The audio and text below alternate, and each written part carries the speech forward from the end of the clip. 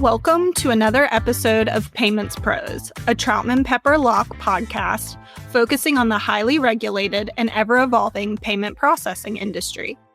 This podcast features insights from members of our FinTech and payments practice, as well as guest commentary from business leaders and regulatory experts in the payments industry. I'm Carlin McCrory, one of the hosts of the podcast. Before we jump into today's episode, let me remind you to visit and subscribe to our blog, troutmanfinancialservices.com. And don't forget to check out our other podcasts on troutman.com/podcast. We have episodes that focus on trends that drive enforcement activity, digital assets, consumer financial services, and more. Make sure to subscribe to hear the latest episodes. Today, I'm joined by my colleagues, Caleb Rosenberg and Jason to discuss the transformation of small business financing, including the emergence of diverse products and providers that have expanded access to funding. We will also discuss the evolving regulatory landscape, including new state-level requirements and potential legislative impacts on financing practices. Jason and Caleb, I'm looking forward to our conversation today. Thanks, Carlin. So, Jason, could you tell us a little bit about the history of small business financing and the various products on the market? Carlin, I think we've really experienced or observed an explosion in small business lending and financing over the last 10 or 15 years. I think traditionally, it was an area primarily served by banks, and with that in mind, primarily served to larger small businesses. So if you were a startup, like a FinTech startup, for example, it may have been hard to find financing from a lot of the readily available creditors, 10, 15, 20 years ago. And I think this has largely corresponded much with the online lending industry and the FinTech lending industry that we've seen on the consumer side. Net, traditional banks haven't really been able or aren't willing to serve many of these types of businesses, just like they weren't able to serve many of the consumers that needed smaller loans. And FinTech opportunities and online opportunities have really filled that gap. And I guess, primarily we see several different forms of small business financing. They can be anything from a loan, which is, substantially similar to what we all know from a consumer lending standpoint, whether it's an installment loan or an open-end loan or variations in between. And then we also see traditional factoring arrangements and also merchant cash advance. And on those two, just to sort of eliminate some confusion, because I think folks get these confused a bit. When we say factoring, we typically mean that the factor, the company purchasing an assignment of existing receivables, right? So you actually take assignment of the receivables. Whereas merchant cash advance, we typically think of as one or more cash advances that are going to be repaid from future receivables. The MCA in particular, I think, would be interesting for folks that are involved in the payments industry, because those products have the advantage of being underwritten largely based on the business's cash flow instead of traditional credit underwriting. So we see a lot of clients that offer MCA either partner with payment processors, or even some payment processors offer these products because they sort of already have the insight into those payments that are coming through as the receivables are generated. And then the other sort of interesting thing that we've observed is that as these products have grown up and become more complex, the business model or regulatory environment has also become more complex. Caleb's going to talk a little bit more about that, I think. But, essentially there were sort of in the early stages, we saw a lot of creditors or finance companies that use just a choice of law model. They'd pick a very advantageous, state like Utah that largely deregulates interest, and they'd say, "Hey, this agreement is governed by the law of Utah. We have a bunch of contacts there, and therefore we'll make this loan pursuant to Utah law." I think as some companies grown up, and as the regulatory environment grew up, they started, like many of our consumer licensed lenders, started working on a case-by-case, state-by-state basis and trying to conform more to those laws. And then even more recently, now we see many of these small business lending programs have moved to partnering with banks like many of our consumer FinTech clients. Jason, I completely agree with that. I think we've seen both the maturation of the industry players paying attention to state laws that were always applicable to their products, like license lending laws for traditional lenders, usury rates for traditional lenders, and really drilling down into whether that choice of law model works in every state. And at the same time, I've seen regulators and state legislatures paying much more attention to it. And those two kind of go hand in hand. On the state legislative side, we've seen what we like to call the consumerization of small business lending.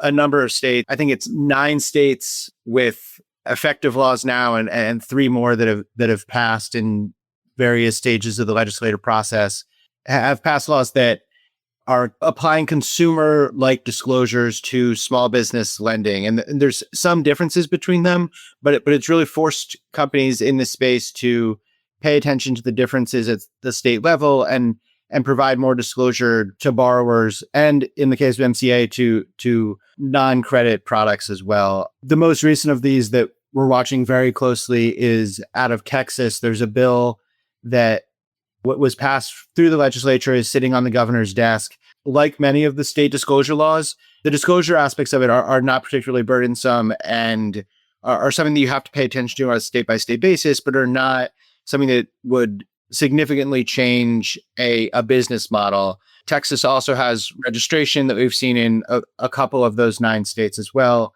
Similarly, would not change a business model. Texas has a single provision that is causing the industry to reconsider how they're going to offer products in Texas. The provision requires a perfected security interest in a deposit account to have automatic payments drawn from that account. That makes it almost prohibitive for a company to have automatic payments drawn from an account, because to perfect a security interest in a deposit account, you need an agreement between not only the finance company and the small business, but between the finance company, the business, and the bank.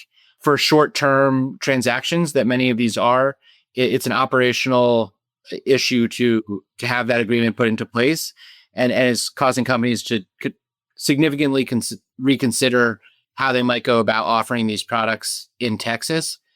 For payment processors, I think one of the interesting solutions is not having payments drawn from the small business's deposit account, but instead having an agreement with the small business's payment processor to split the payments at the processor level, so that the amount owed to the finance company never goes into the small business's deposit account. And so there would be no payments being drawn at all.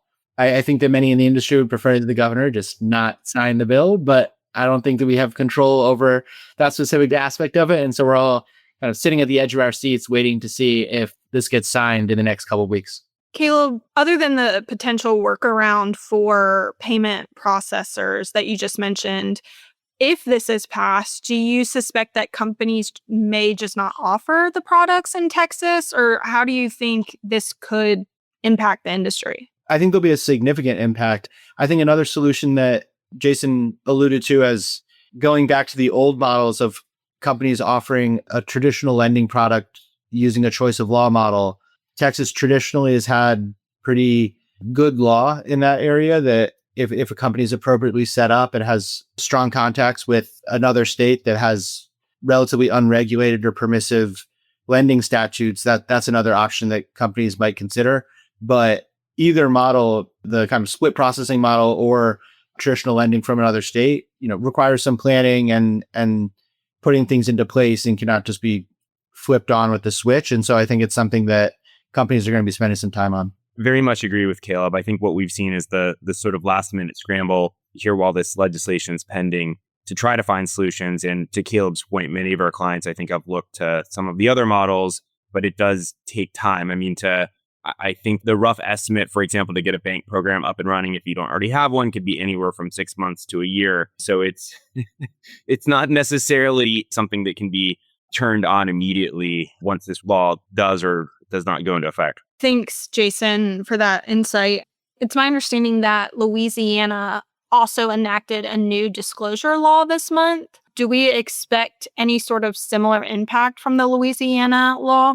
I think the impact is not the same as Texas's, in the sense that it would cause the industry to shift their product structure or withdraw from the state. It is another example of the disclosure regimes that we've seen in other states like California. And it applies to all revenue-based financing products. So your MCAs and the like will get caught in the disclosure regimes. that arguably don't make a heck of a lot of sense for something like that, but be that as it may, it seems to be the modern trend. I would say that one other notable exception to the Louisiana law is it doesn't have any specific product or financier exceptions. So we often see exceptions for banks or exceptions for, advances over a certain amount or lines above a certain amount or things of that nature in these statutes. And Louisiana's does not have that. Caleb and Jason, are there any best practices for offering these products?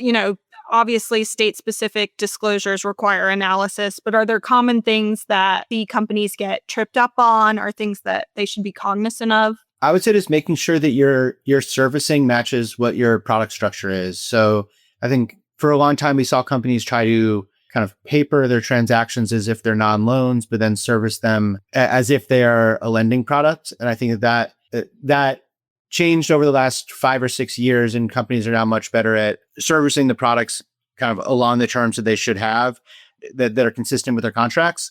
And so I would just encourage companies to think about the servicing and advertising sides of it beyond just what's written on a piece of paper, because that's also evolved in the last several years too. One of the primary risks, particularly for MCA, would be recharacterization as a loan, right? So when you're papering it, you want it to look like MCA and not a loan necessarily. So trying to or factoring would have the same risk. So that becomes very important in understanding those risks, maybe even on a state by state basis, which can be, I think, frustrating for both us and our clients, because for example, a consumer lending scenario, it's very easy to say, hey, you need this license and you can't exceed this rate in this state. And that's in a statute where it can be a little bit more art than science sometimes to identify the exact risk in any given state to a product that doesn't neatly fit in that credit bucket. But understanding that risk is important, and structuring your product appropriately is as well. And do you both have any additional thoughts on the future of these products? I mean, do you all expect additional state laws potentially to be issued in the future? I know it's all speculation, but would love to hear your thoughts on what you expect the future to look like. Yes. I think that right now we've seen both several liberal states pass laws that kind of target these products, and also several conservative states that pass somewhat easier to comply with laws that target these products. There are numerous states that have not taken action in any way yet. The fact that we've seen action from both kind of the highly regulated states and the more lightly regulated states suggests to me that most states eventually will get around to passing similar laws, and that it's just a matter of time. And so I expect it to be more legislative action and just more regulatory scrutiny. I think AGs in particular coming to the defense of small businesses, an easy thing for them to get behind and to set some announcements up that are politically friendly kind of across the board. And so I think that we can expect more regulatory scrutiny in this area. Very much agree with Caleb. Carlin, you're very familiar with like the EWA landscape, and it's somewhat reminiscent of EWA light. As these products have exploded in popularity, much like EWA, it seems that the state legislatures and AGs and regulators have taken notice and are increasingly legislating rules about them and regulating them. So it's something to monitor, I think, if you're in the industry or working with folks in the industry.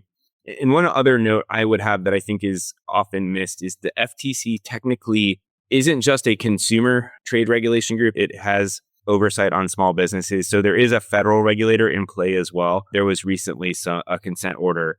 General context, not exactly MCA or the like, but the FTC is someone to observe in this area as well and pay attention to. Well, Caleb and Jason, thank you for joining me today, and thank you to our audience for listening to today's episode. Don't forget to visit our blog, troutmanfinancialservices.com, and subscribe so you can get the latest updates. Please make sure to also subscribe to this podcast via Apple Podcasts, Google Play, Stitcher, or whatever platform you use. We look forward to next time. Copyright Troutman Pepperlock, LLP. These recorded materials are designed for educational purposes only. This podcast is not legal advice and does not create an attorney-client relationship. The views and opinions expressed in this podcast are solely those of the individual participants. Troutman does not make any representations or warranties, expressed or implied, regarding the contents of this podcast. Information on previous case results does not guarantee a similar future result. Users of this podcast may save and use the podcast only for personal or other non-commercial educational purposes. No other use, including without limitation, reproduction, retransmission, or editing of this podcast may be made without the prior written permission of Troutman Pepper Locke. If you have any questions, please contact us at troutman.com.